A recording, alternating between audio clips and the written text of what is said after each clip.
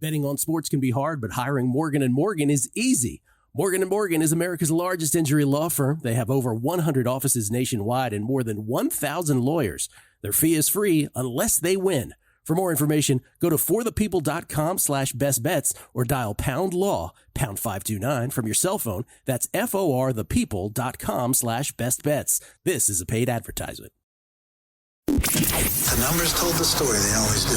It's one of those idiots who believe in analytics. This is A Numbers Game with Gill Alexander on VSiN. Hour number 2 of A Numbers Game at VSiN, the sports betting network, VSiN.com, Game Plus, iHeartRadio, YouTube TV. We appreciate you taking us in any which way of those. Always appreciate it. Game Plus. Did I say Game Plus? I don't know if I did. I think you did. Maybe. Okay. It's Gill Alexander. That is Kelley Bydlon, everybody. Producer number 9. So much more than a producer. You good? I'm good, man. How you doing? Yeah, I'm doing very well. Thank you for asking. Still to come this hour, Peter Fiutak, talk college football with him, and Jake Benzaquen, one of the remaining Circa survivors. 54 entries left, each of which has an intrinsic value of $264,000 plus. I can't wait to, I can't wait to talk to everybody, but I was wondering, have we gotten too far for Pete to even be able to tell us his Heisman thoughts? We maybe have. Come on, Pete. I'm already mad at Pete, and he's not even on here yet. He didn't say that to me, but I'm wondering. Yeah, no, we'll get it at him. Watch. He makes a promise he may not be able to keep. No, I think we'll get it out of him. Maybe, come on, he'll do a generic answer. He's not held to it. Like he's not. I think he can work his way around it. Yeah, what he says here, he's not like beholden to at this point, but just get his thinking, his current thinking. We'll get into the Ashton Jeanty versus Travis Hunter stuff. We get tweets of beating the book. This is from Brosec 1870. He says, "Oh, you're gonna have me drive over the border to make soccer bets today, huh?" Yes, the answer is yes. Paul Carr standing by to talk Champions League with us. JC 562076. I feel like the Ravens went for 2 up 7 because Jim must know his brother doesn't like going for 2. Jim or John doesn't know his brother like going for 2. When the Chargers were down 14 and scored, they didn't hesitate to go for 2. Yeah, they did. They only went for 1 at the end. Or 1 earlier, didn't they? Yeah. I don't know. I'm confused on that. It was a little confusing tweet. As someone that had the Ravens minus 6.5 live, I didn't mind. I didn't either, as someone who had the Ravens pre-flop. Matthew Mayberry. Don't you think if Oregon goes undefeated and beats Ohio State again in the Big Ten title, that Gabriel is still going to be right there? He might be. Again, these are voters. I just like the Ashton Jeanty case better. I think it's fascinating where we're at. Just from, it feels like NFL MVP, Heisman, right, has just become it's quarterback.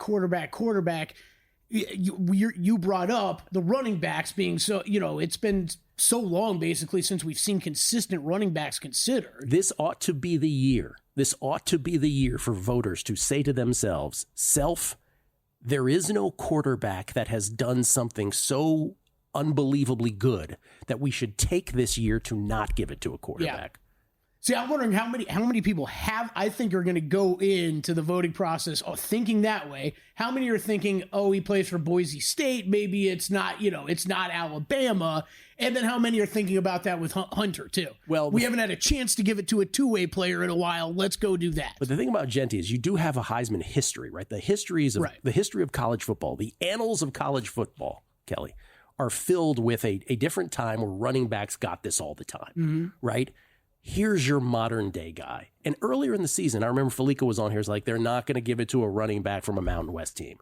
Okay, but week after week after week after week, he kept doing it. To the point now where the numbers are so ridiculously gaudy. Plus 750, okay. Sammy does St. Louis. Good breakdown on Jeanty. Just grabbed him at plus 650. Just moved to 6-1. We're moving markets, baby. There we go. That's what he said. Happy Thanksgiving. Happy Thanksgiving to you, too. And then Eric Berg, I'm a little behind on replay, but I think it's time to talk about the Big 12 getting no bids to the playoffs. Not one team deserves to get in. I would rather see SMU, Indiana, Boise, and Tulane all get in. Obviously, the champion gets in. He's talking about an at-large, I believe, is what he's talking about there. So, it'll be interesting. I'll talk to Fiutak about that as well, because we do have somebody's getting the shaft. It could be a second Big 12 team if you consider that getting the shaft, or it could be, right, like, I don't know, in Indiana at the expense of a second Big 12. I don't know. Shades of Mako, totally agree on Heisman. Traveling right now, but I think I have Jeanty at 9-1 and plus 750 from a few weeks back. Hope we're all right. Let's talk some Champions League with Paul Carr, ladies and gentlemen. You can follow him on Twitter at Paul Carr, C-A-R-R. He works at True Media Networks, spreading the analytics gospel. And, of course, he is the host of the Expected Value podcast, courtesy of the Progressive Guest Line. How you doing, man? What's happening?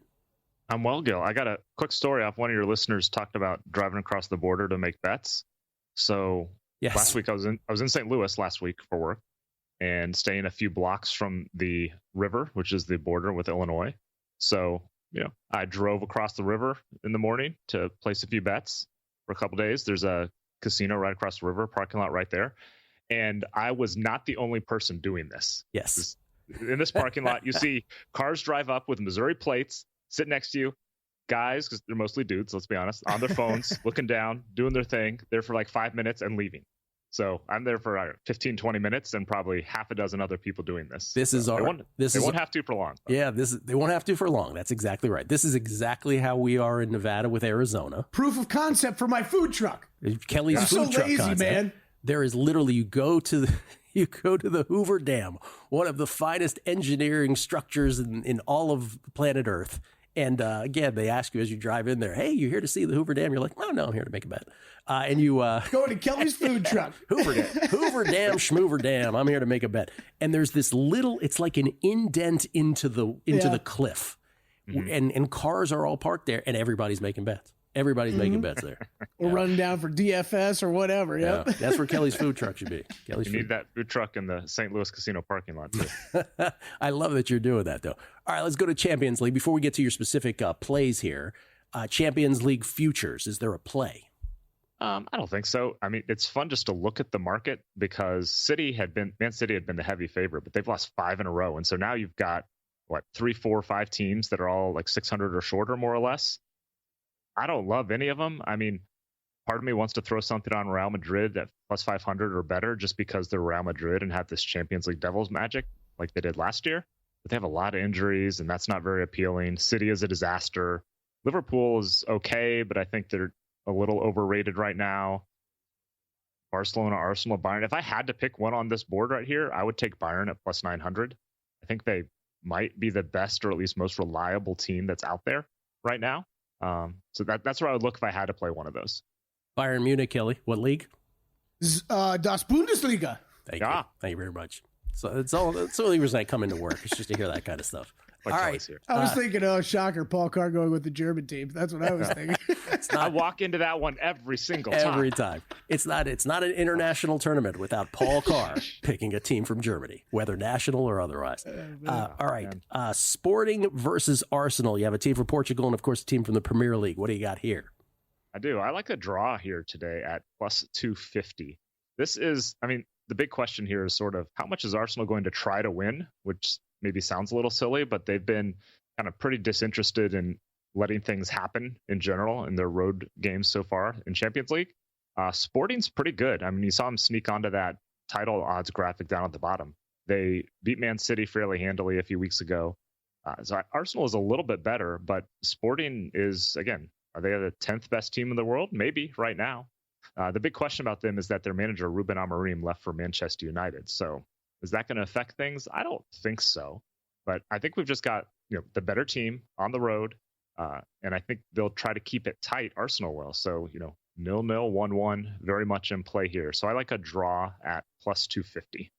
A draw at plus 250. I like that. That's today. You're looking for some soccer action, a draw at plus 250 between Sporting and Arsenal. Let's go to tomorrow. I love this, Kelly. Look at these teams. You have Girona from Spain and then Storm Graz. Where do you think Storm Graz is from, Kelly? Oh, my gosh. I have no idea. Somewhere Eastern European. What's like Germany's twin brother? Austria. There you go. There you go. Really? That's where we're going? Austria. Yeah, well done. They're in the Austrian Bundesliga. Did you know there was another Bundesliga, Kelly? I did not. I'm excited now. Yeah. So I wasn't really sure what, we have the Kelley Bydlon rules of take the team you've heard of against the team you haven't. Yep. He's big on that. I wasn't sure how that factored in if you haven't heard of either team. Maybe it's an under. I think it's an under. It's an under. Maybe the league you've heard of, because Girona is from La Liga, which is obviously a higher caliber league than the Austrian Bundesliga. Girona's kind of a mid-table team this year in La Liga. They were pretty good last year. They're owned by the same people that own Manchester City, and some of that money has kind of trickled down. So that's kind of why they've had a bit of a rise the last few years. They've been okay in Champions League, even though the results haven't gone their way. The Sturm Graz has been pretty terrible. They've lost all 4 Champions League games, including at home to a couple teams that were worse than Girona. So I like Girona just to straight win this one at plus 105. This, now that I've explained it, this is sort of a take the better team on the road, fairly straightforward. You've got a top 8-ish La Liga team against an Austrian team that has been good in their league but bad in Champions League. So just taking the better team to win, getting slightly plus money. All right. And then also tomorrow, PSV, Kelley, against Shakhtar Donetsk. I got this one. Eindhoven, Netherlands. PSV There you go. Eindhoven. That's right. Shakhtar Donetsk, I have no idea. Turkey? No, sir. In the ballpark. Go a little more north. They're from Ukraine. Ukraine. Ah, of course. Yeah, Shakhtar. so we'll take the team Kelley's heard of in PSV against the team they haven't. I'll lay the goal and a half here, getting plus money. I got a plus 115, I believe. PSV has been cooking in the Dutch league. They've outscored opponents 45-9 in 13 games, and they won 12 of those 13. The Dutch league known for being a high scoring environment, but Shakhtar isn't. This is a bad Shakhtar team. This is not your grandpa's Shakhtar team, Kelley, that could make a run to the quarterfinals like they did. It was probably 10 years ago or so in Champions League. So this is not a good Shakhtar team. PSV is much better. They don't sit on 1-goal leads either. Like, their best defense is a good offense. Like, we'll just score 2 more and go up 3-0 instead of sitting on a 1-0 lead. So I think PSV at home just rolls over a much worse team. I'll lay the goal and a half, getting plus money. PSV. It's intolerance of other cultures and the Dutch. Waiting for that. All right. Today, Sporting and Arsenal. The draw at plus 250 tomorrow. Girona win over Sturm Graz, plus 105. Shop around for the best. And then PSV giving a goal and a half against Shakhtar Donetsk. Paul, thank you as always. Appreciate it, man. You bet. Enjoy the midweek soccer. Midweek action. Thanksgiving week. Not Thanksgiving where these folks are playing. That's for sure. We'll come back. Pete Fiutak, college football. It's a numbers game at VSiN, the Sports Betting Network.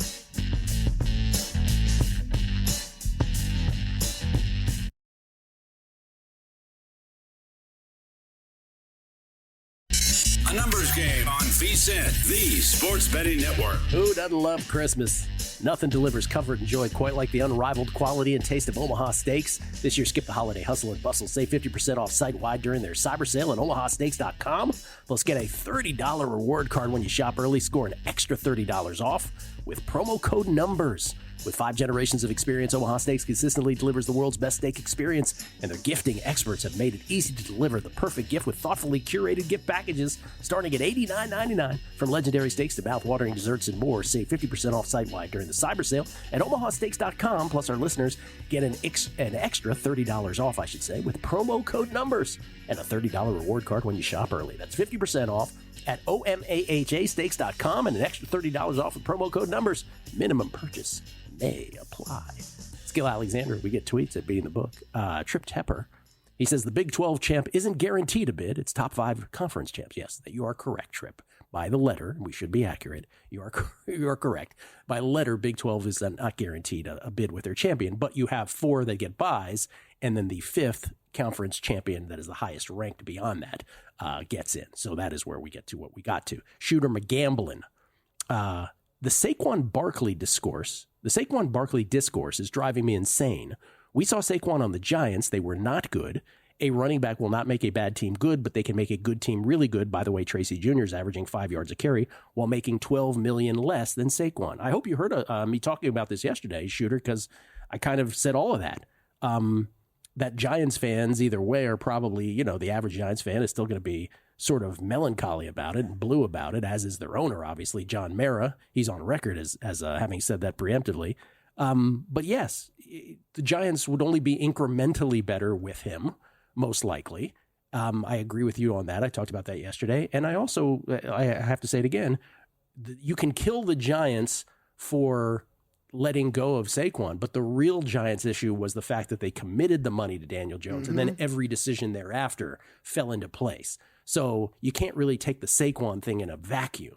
And so that's, I think, what people are missing in the conversation. The other part of this is if assuming this is coming from a Giants fan too, you might have the same exact problem on your hands again, just not with a running back. No, you're talking about Tracy here, but a wide receiver and Malik Neighbors. All right, but great young wide receivers don't make bad teams into great teams. It's the same thing you're talking about here with running backs. Malik's handling it well, though, isn't he?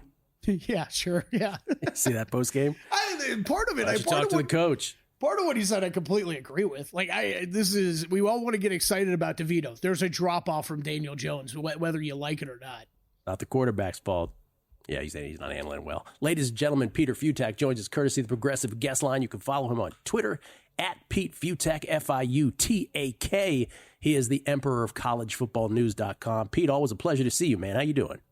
I'm fine. Let me go back to what your first tweet here on the Big 12 champion. I'm not sure what your discussion exactly was, but I will throw out a scenario that might not be all that crazy. Let's say Clemson gets annihilated by South Carolina. Like, South Carolina is good, Clemson has a problem, and South Carolina just goes 38-14 on Clemson. Let's say Syracuse beats Miami. Clemson's in the ACC championship, and let's say it beats SMU close. Meanwhile, Tulane annihilates Memphis, destroys Army in the AAC championship. There's an outside shot that in the final college football playoff rankings, a 4-loss Clemson team or 3-loss Clemson team could be ranked lower than Tulane in this. And in that case, yeah, you would have a Power 4 team that would be left out of this. Yep, it's possible. It is possible. Nothing is a guarantee. Absolutely right. We should be accurate about it. The Big 12, my point being the Big 12 is pretty much a lock. It's pretty much Big 12 champion's going to get in. The ACC champion's the one to worry about. That's right. It is. I'll say it again. I still think the Big 12 champ is getting in, but we should be accurate. It's not worded that way, right? It's a fifth highest ranked conference champ that gets in. I just want to be clear about that. Okay. Tomato. Because what I want to get to first is Ashton Jeanty. Speaking of a Mountain West champion. Heisman. You have a Heisman vote. Let me ask you this. Travis Hunter is minus 800 to win the Heisman. First of all, you agree that number is out of whack, yes? Well, again, the problem with this is it's a popularity contest. It's like he can't go out there and actually physically win it. People have to choose him. So it's trying to gauge the market. And the problem with Ashton Jeanty is who's seen him play? I mean, the Mountain West games just are kind of on funky times. You hear about him. He's great when he plays. His numbers are out of this world. But the problem is when you have, and I'm not this guy usually, but when you have ESPN or Fox, whoever has the Colorado game pumping up that Colorado thing all the time, it's right in your face. It's a big PR machine because Colorado's so popular. So as a Heisman winner, my problem with Travis Hunter is he's not their best player. To your point before, you were talking about, does Saquon Barkley make a team? Does Malik Neighbors make a team? Travis Hunter's good. The problem with this argument is, I don't mean to be dogging anybody. Shedeur Sanders is that team. He's having a phenomenal year. He is the best player on that team, and yet he's probably not even close to winning the Heisman, at least according to his own coach and father, compared to Travis Hunter. So the Travis Hunter PR machine is kicking in big time, and there's just no one else out there who's really making a big statement right now, even Jeanty, who's been fantastic. If you had a vote today, it's not today. The vote is not today. You have a vote. But if the vote were today, you had to submit today, who do you think you're voting for? I don't know. I mean, I know it's a horrible answer. But the problem is for me, I always really pretentiously say, who is the guy? Who is the signature player of the college football season? A combination MVP, most outstanding player. Who is the guy who's making the season? Like last year, a bigger argument could have been made for Jalen Milroe because what he did in the win over Georgia, getting Alabama to the SEC championship, getting into the college football playoff. I mean, Jaden Daniels is obviously amazing numbers-wise, but Jalen Milroe was more important. So it was Daniels, but it was still there was a case to be made there. There's nobody out there right now who you can say, yeah, this is the MVP of the college football season.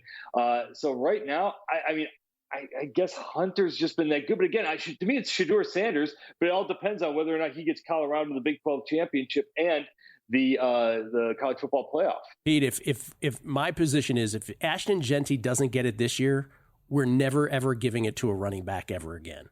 And the only way I know you dug me for this, but unless he's on a Power 5 team. Well, that's what I said earlier. This for Alabama. That's what I said earlier. Unless some running back for Alabama has this unbelievable season, then you give it to him over Christian McCaffrey again, right? Which is also bunk. But that's the thing. You have these biases are so East Coast to West Coast at that time. These biases are so like entrenched that I'm just saying if Ashton Jeanty's season, we put it up, it's better than Derrick Henry's. I know he's not playing in as big of a conference with the same competition. We were throwing up names of Barry Sanders earlier and Ricky Williams. Like that's the list of what he's on. I just feel like this has to be the year where Heisman voters say, you know what? It's the one year we get to give it to a non-quarterback because there's no quarterback that's doing something out of control spectacular. So we have to give it to a non-quarterback. At least let's do it this year. And maybe Ashton Jeanty ought to be that guy. That's all I'm saying. Yeah, I'm not going to argue against that. I mean, the other problem is the Power 5 snobbery of it, which, again, I mean, to the MVP point, I will make the argument that Derrick Henry from an MVP standpoint way deserved it over McCaffrey. So, like, I don't. They won the national championship and he got them to the SEC and none of you all watched any Stanford games that year. I'm like, we forget about what it was like 9 years ago. None of y'all watched him. No, but he was amazing. I mean, McCaffrey was, but again, it was Derrick Henry. Remember name the quarterback on Alabama that year. They didn't have a Tua or a superstar quarterback that year. So anyway. But, the part of the thing is, are you doing it against Utah State and San Diego State? Or are you doing it against Georgia and, Tennessee? I mean, that's pretty much the debate here. And that's, again, it's a popularity contest. All right. So it's just whoever, Pete, I hope you do the right thing and you vote for Jeanty. Okay, now let's move on real quick. Who's the team that's going to get the shaft in the college football bracket, in your opinion? Rapid fire here. Who's the team that'll be on it? ACC championship loser is probably going to be the one. I'm not buying into this idea that the 3-loss SEC team gets in quite yet. I just think the ACC championship loser is probably going to be out, but you're going to see a bunch of SEC people whining that their teams are not in, even though they have 2 or 3 losses. Oh, the whining will absolutely be there. Okay, it's not deserved. They should be out. I'm good with that. Yeah. Texas A&M have a chance to beat Texas outright this weekend? I can't go against it. This has been my call since January that Texas A&M wins this. Then it gets really funky and fun with all the permutations and stuff for the SEC championships. I assume Georgia's in no matter what, and then the Texas A&M winner. They're playing the Texas A&M winner. But yeah, absolutely. I'm not buying Texas. They're fast. They're good. They've got a lot of athleticism, but I'm not buying Texas as being this be-all, end-all. All right. That's a team that has not really beaten anybody yet. Last thing, if I came to you from the future after Saturday and I said to you, hey, there was one other major upset, not major, but, there was one other big upset in college football this weekend, it would be? Syracuse over Miami. Miami's always just kind of begging to get tagged. They come up big late, but in Syracuse, this might be one of those games where the Orange screw everything up. Peter Fiutak, everybody, at Pete Fiutak. Thank you, Pete. There you go. collegefootballnews.com is where you can check him out. I don't think I swayed him. I don't think I did. Yeah. No. We'll come back. A numbers game on VSiN, the sports betting network. Back on a numbers game, live from Circa Resort Casino, downtown Las Vegas. Gill Alexander, Kelley, Bydlon alongside. Just wanted to add this. This is from Sam Block on Twitter. He said the Giants let Saquon leave, the Titans let King Henry leave, the Raiders let Josh Jacobs leave. Those 3 teams combined 7-26 this year. Those 3 running backs are combined 25-9. Yeah, it's wild. We talked about it a bit yesterday. Maybe, just maybe, elite running backs matter. Well, as we said last segment, they do matter when they go to a good, a team that can go to from good to the next level. Mm-hmm. But from bad to, whatever would be the case if you're going to a really bad team, I think. Ladies and gentlemen, I've been looking forward to this segment all day. He is one of the folks who is still alive in Circa Survivor, the $14.266 million Circa Survivor Contest, which started with 14,266 entries, every one of those at $1,000 a pop. There are 54 entries left, 46 of which are people with 1 entry. 4 people have 2 entries left. This gentleman is one of the ones that has had 1 entry left. Not only does he have 1 entry left, but he has had this one and only one from the beginning. It's Jake Benzaquen, everybody, back on the show. He is a co-founder of ProphetX as well. Joins us now courtesy of the Progressive Guest Line. How you doing, Jake? Doing great, Gill. Great to be back. Real quick for the folks before we get to the Survivor Talk, give us the 30-second ProphetX elevator speech, if you would. Happy to. So ProphetX is a peer-to-peer exchange. What that means is you play against others rather than playing against the house. And what that means for you as the consumer is you get better odds on every single play that you are making. We're seeing spreads around minus 102s rather than minus 110s. Money lines minus 260 plus 255 rather than, your minus 300 plus 250 that you're seeing across the board. So the short and sweet pitch is you're getting better odds by playing against others. All right. In 40 states, by the way. 40 states. 39 or 40? 40, I believe it is. 40? 39 plus DC, depending on how you count it over there. There you go. Okay. All right. This is a tweet from you, Jake. We ran this earlier. This is a tweet that you put out, I believe it was yesterday, where you're like, hey, look, I don't really have sports bettors in my family. I'm in this thing. How do I, this is not one person in my family is a sports bettor. If you had Circa Sports Survivor entry available this Thanksgiving, would you sweat in silence or open Pandora's box by talking about the entry? I've truly never been more conflicted. No one talks about this part of the sweat. Sweat in silence wins over open Pandora's box, 64.2% to 35.8%. So is that what you're going to do on Thanksgiving? Yeah, for sure. It's not worth opening it. Too many questions would be asked. We're gonna continue riding like we have been. Are you going to be able to function around family? Like, how's that going to go? Well, the huge benefit here is that I will most likely be on Kansas City. So I just get to watch, hopefully, carnage unfold on Thursday, and then probably find myself some solitude on Black Friday without anyone around. But we'll see how it shakes out. I haven't looked at any scheduling or planning or know what's going on the Friday yet. So we're playing it by ear over here. Okay, so that's the way to go, Gill. That's what we were discussing this tweet earlier, Jake, and I was like, how's he going to make it through Thanksgiving trying to pretend? But you wait till Friday. That works. Okay, so that was, let's assume. So for those who don't know, the Circa Survivor quirk is that Thanksgiving, quote unquote, which is the 3 games on Thursday, on Thanksgiving itself, and the 4th game on Friday, on Black Friday, are 1 week. They act as 1 week. Then Sunday and Monday acts as another week. 13A, 13B, if you will. So 13A, as everyone who entered this contest did, or if they're doing it right, they did, right? Pre-flop. You had to really plan for this. Do you have both Detroit and Kansas City are the big favorites Thursday and Friday. Do you have both of those teams available? I don't have Detroit. Okay. I have Kansas City, Dallas, and Green Bay. So basically anyone but Detroit is where I can go. All right. So the Chiefs are the obvious one for you. This is a list of from the team's perspective, the 8 teams that are playing Thursday and Friday. Only 17 folks have the Lions available to them. I would imagine all 17 of those people will play that. Because there isn't a more natural place to play either the Lions or Chiefs. You're one of the 37 Chiefs folks. Okay, so, I'm going to say this, the Chiefs should do this, but you know how the Chiefs play, right? They play in these really close games. What has been your closest call this season, Jake, before we get to this weekend? It's honestly been pretty sweat-free, to be quite honest. Week 1, Seattle versus Denver might have actually been the closest call, and that was a little bit of a blowout early on. I believe Denver came back a little bit at the end, but I've been on the right side of fading Carolina when it's been getting blown out. It's been the Titans took the lead early, I believe, a couple weeks ago. I think that was the Lions game, and obviously we know what happened from there, but there's been a lot of first quarter sweats. I don't know if the second halves have really been that sweaty. I was nervous for the Finns last week, but another sweat-free game. By the way, you realize that's amazing in and of itself, right? The fact that you've gotten this far without a sweat, because usually everybody's story involves one miracle. It's been more sweating the other things that have been going on around me than my actual own entry, which, I'll take every day of the week. Okay. So let's say Kansas City gets it done. Kansas City gets it done on Friday, and they are a double-digit favorite against the Raiders. Not that anything could go wrong there, Jay. But let's say they do. They get through, and you get to Week 13B, which is Sunday and Monday. Here's the rub, right? Because we have a Sunday, Monday where there is literally the biggest favorite. Drew was saying this earlier. Imagine if you came to somebody before the season, you're like, hey, hope you saved Buffalo for week 13B, because they're the biggest favorite against San Francisco. They're a 7-point favorite.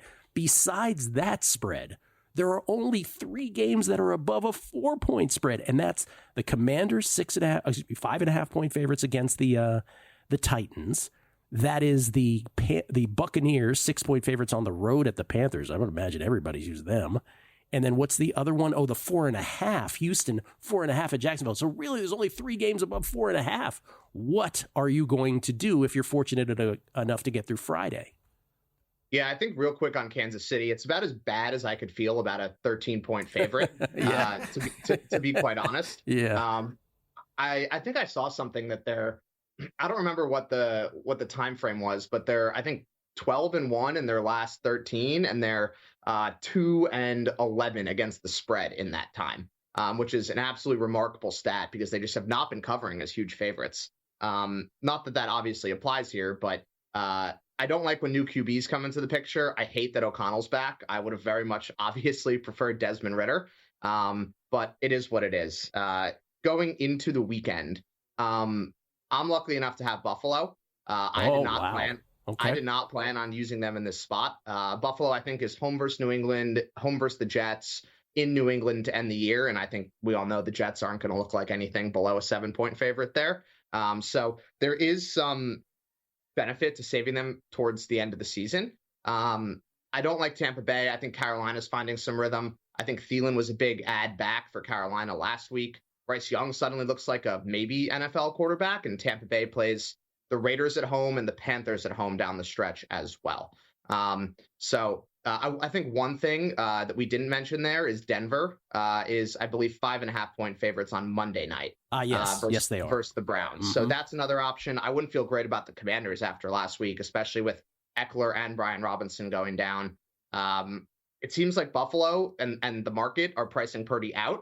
Obviously, I'm praying for anything other than a game time decision, but that's what it's looking like if I had to guess. But Buffalo or Denver is really, I think, the only 2 viable options. Tampa Bay's got to be saved, in my opinion. All right, so you think you're going Buffalo, though, if you get through Friday? Yeah, if I get through as of right now, okay. Buffalo seems like the pick. I believe they're off a bye, too, which always makes me feel a little bit better. That is correct. Okay, now I hesitate to do this because you should never look ahead in Survivor, but we're actually going to look 2 games ahead, obviously 13A and 13B. We're going to go the rest of the way. 5 more weeks after that. Actually, 6, because there's Christmas, too, right? Forgot about that. Do you have it, quote unquote, mapped out? And more importantly than that, you've never been in this position before, I would assume, certainly for a pool this big, you haven't. What is your sense right now about what your shop philosophy is? Like, when do you think you, Jake Benzaquen, will be ready to talk about that? Yeah, I've always said after Thanksgiving, I feel like I've got to get through the Thanksgiving. The wrinkle of Thanksgiving week is, what makes Circa Survivor unique. I think a lot of the other contests, you end up with a lot of different people winning, but the Christmas and the Thanksgiving here makes it special. So I want to get through this week. I want to get through Friday at the very least. Probably too quick of a turnaround to do anything for Sunday. But as you know, friend of the program, Joe Pete is best in the business at anything related to this. So yes. I'm sure we'll be having some conversations later this week, early next week. But I'm open to it. I've been looking at some equity swaps as well through Survivor Sweat, who's our proxy. Nothing's shaken out, but I'm open to obviously de-risking this a little bit at this point, but got to get through Thanksgiving. Got to get through Thanksgiving, got to get through Sunday, and then let the de-risking, as you put it, the de-risking conversations begin. Jake, I leave you with this because this has been a weird year because it felt like everybody was doing monetization things with their entries really early. And then they're, with so it's a whole cottage industry, but you've done this the old fashioned way. One entry from the beginning and it's all yours. I love it. Good luck, man. I appreciate it. I hope to see you guys in a few weeks. Yes, indeed. Jake Benzaquen from ProphetX. You can follow him on Twitter at Jake Benzaq with a Q there. Good luck to him, man. Be rooting for him. 54 left, each over $264,000.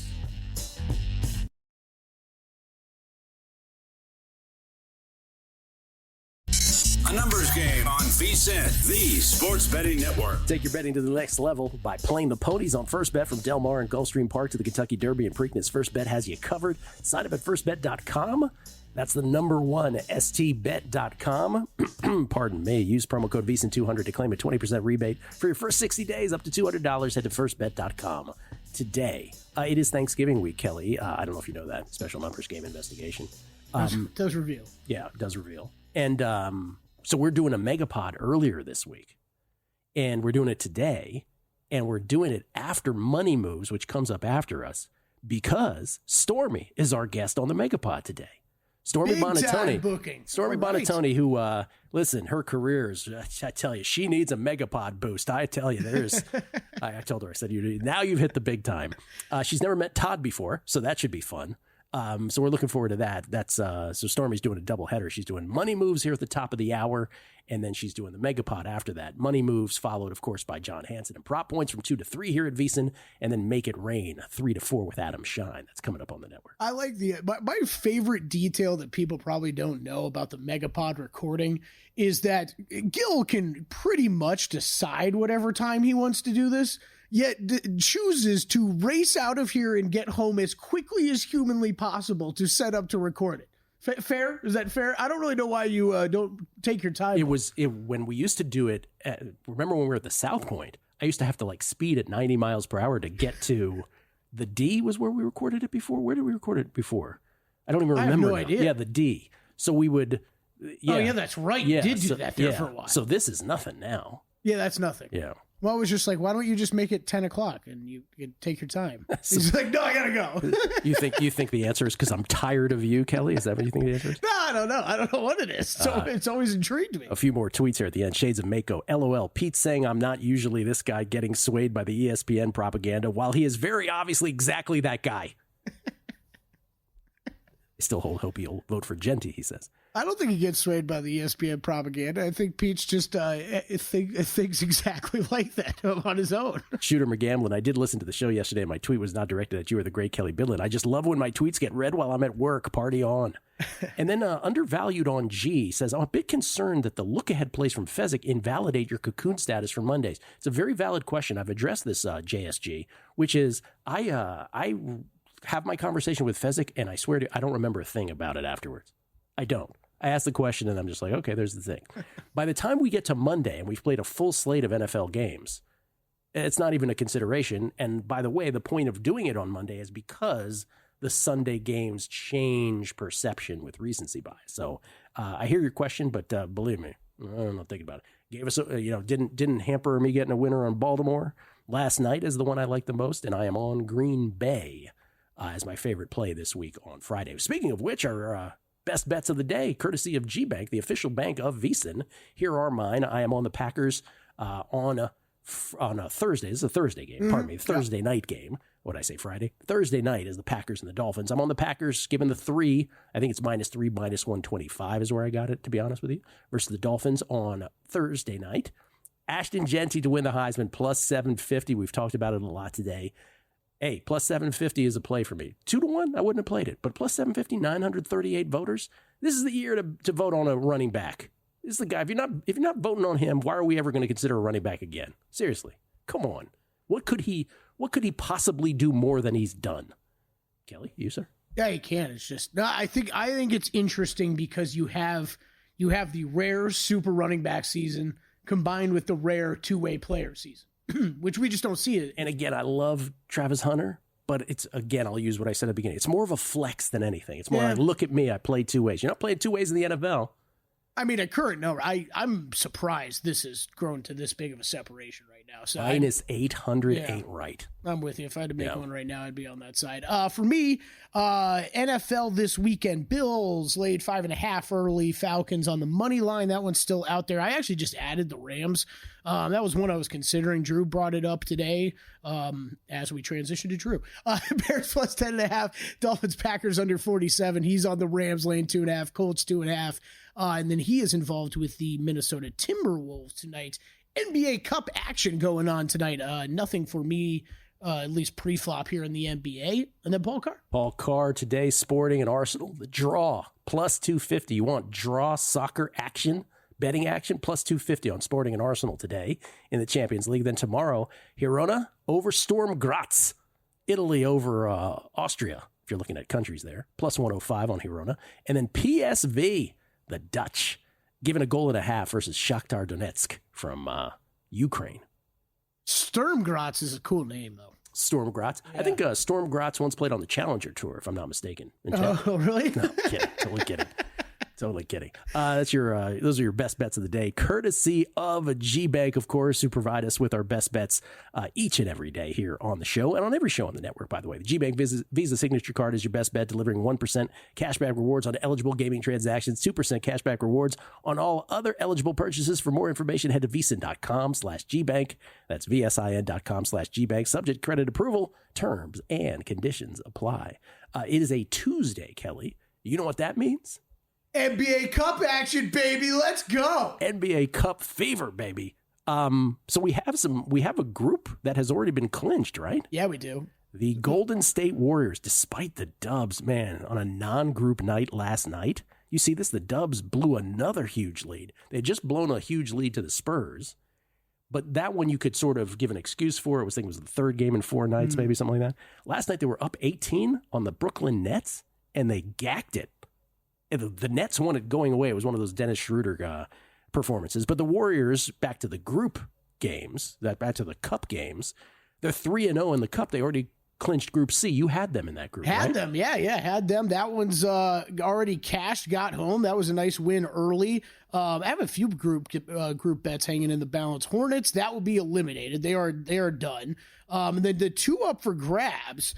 Celtics, I added at plus 330 after they won or lost that opening game to the Hawks. That looking pretty good right now. Did you catch? Speaking of my pronunciation, did you catch Milroe from Pete Fiutak? No. What did he say? There was an emphasis at the end. I always Milroe. go Milroe. There was a Milroe. It was Milroe. The one I'm excited about, though, Gill, Pistons, baby, 11-1, still alive. Yeah, man. East Group B right now at the top. Big game tonight, not involving them. The Bucks and Heat, though. Yes. Because if the Bucks win this, it's all going to come down probably to next Tuesday when Detroit and Milwaukee finally play. Detroit has Indiana on Friday, but the game doesn't even really matter for where they'll be at in the cup. But Milwaukee, I'm back on a Heat fan. I'm a Heat fan tonight, Gil. Rooting for that Heat, clears things up, makes it a little easier. You for need Detroit. that, because even if the Bucks lose that, you want to talk Emirates NBA Cup tiebreakers. Even if the Bucks lose that, but then the Bucks beat your Pistons, chances are the Bucks have a 20-point differential advantage right now. Yeah. So they're looking good. This is where. Yeah. So the other thing that could get you, I mean, you don't want to wrap yourself up too much. And what are these? I keep hearing too much of what are these teams thinking? Okay, yeah, there's motivation for some of these guys for the cash. It's not that big though. Let's all pump the brakes a little bit. Oh, I disagree with you. I disagree. Oh, really? Yeah, because I said this last year too. Last year it was $500,000. So if you win the cup, every player on the team gets $500,000. Yeah. Okay, I get it that the stars are making exponentially more than that. But dude, 10th dude on the 10th guy on the roster, $500,000 is still $500,000. And this is what, 547,000 this year, I think it is. I think you're right. That's not the point I was exactly trying to make. It's people are talking about it like these other teams are like eliminated from the playoffs or something. All right. Like these are still regular season games. There's not any incentive for these teams just because they're eliminated in group play. Correct. To be like, oh, well, we don't really care what goes on out there. Throw out the bench on the court. I feel like that's how people talk about it. But yeah. Okay. Point differential is going to be huge, but it's head-to-head first, right? So if Detroit, Milwaukee meet, and that's on the line, the head-to-head is all that's going to matter. Milwaukee looking good, though, with that point differential to possibly grab the wild card spot. Yeah. Well, then isn't tonight's Bucks Heat game sort of you're hoping for the Bucks to lose twice then down in the... I mean, you're right. It's all going to come down to next week. Yeah, it probably doesn't matter regardless. Yeah, yes. for your bet. Yeah. You have any of the game plays today? I really don't. Drew was leaning Timberwolves. I was already played the Timberwolves. We talked to him quick off the air. I was leaning Houston in that game. Never ended up doing anything with it, though, and I'm going to stay away now hearing that he's on Minnesota. Milwaukee, I was initially interested in. They've been playing better here recently, but the Heat have been playing a little bit better. They've gotten Jimmy Butler back into the lineup here, so stay away there. Suns Lakers is very fascinating tonight. We're finally getting. I know you like to make the jokes. A lot of the NBA stars are coming back, Gill. Suns are finally going to be healthy. We should get a full strength. Your whole league is injured. That's right. We should get a full strength Lakers Suns game tonight. My first consideration was Phoenix, but I think I'm staying away from that one too. I love off air before the show. I said, Kelley, Dubs' worst loss of the season to the Nets last night. There's no excuse for that. And he goes, what do they care? They're Group C champs. They should put up a banner. We've done all we can do. Stormy is next with Money Moves. Enjoy for Visa, the Sports Betting Network.